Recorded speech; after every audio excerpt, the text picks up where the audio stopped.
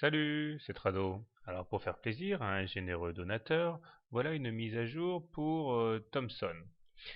Thomson est vraiment dans une zone de consolidation, de congestion dont elle n'arrive pas à se sortir. Comme on peut le voir assez facilement sur le graphe, nous sommes en train d'effectuer des rotations dans une sorte de triangle orange ici, dont la partie haute et la partie basse ont été percutées à différentes reprises, sans qu'un camp n'arrive véritablement à prendre l'ascendance sur l'autre.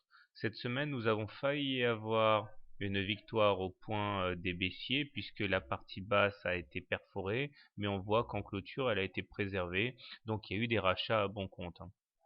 Si bien on risque d'arriver tout au bout du triangle sans que aucun camp n'arrive à faire la différence. Alors, j'ai tracé de manière hypothétique un canal bleu en pointillé ici, qui pourrait éventuellement servir de relais de croissance pour aller chercher les plus hauts vers 0,96, mais pour l'instant ce n'est qu'hypothétique. Pour l'instant, le plus important, donc, c'est le fait que nous évoluions à la fois dans un triangle de congestion et dans un tunnel, ici, entre les 0,94 et les 0,70, sans possibilité de fixer clairement une issue à cette congestion. Un petit détour du côté des indicateurs techniques ne nous apporte pas beaucoup plus d'informations puisque le MACD est en situation euh, alternative d'attente puisque nous sommes toujours légèrement au-dessus du signal, mais positif. Il faudrait vraiment que nous arrivions à nous départir du signal pour réinitier une période de croissance de la valeur. Le stochastique, pareil, il est toujours supérieur à 50, mais en dessous de son signal. Et le momentum se bat pour ne pas passer en zone négative. Donc tout ici respire la congestion. La moyenne mobile à 20 semaines est plate et nous sommes dessus.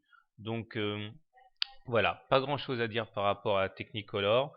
Nous sommes dans une situation où je pense que acheter comme vendre offre un risque maximal puisque nous n'avons pas de tendance. Donc le mieux à faire, je pense, si vous êtes haussier, c'est d'acheter au plus près du canal bleu en visant un retour sur le haut de ce canal bleu. Si vous êtes baissier, comme on peut pas shorter la valeur, eh bien attendre que l'on aille chercher par exemple les supports à 0,717. Voilà, donc pas d'opinion sur la valeur, pas de raison de l'acheter non plus, ni d'être très pessimiste. Il faut attendre que le temps fasse son œuvre. Voilà, bonne semaine, bon trade et à bientôt.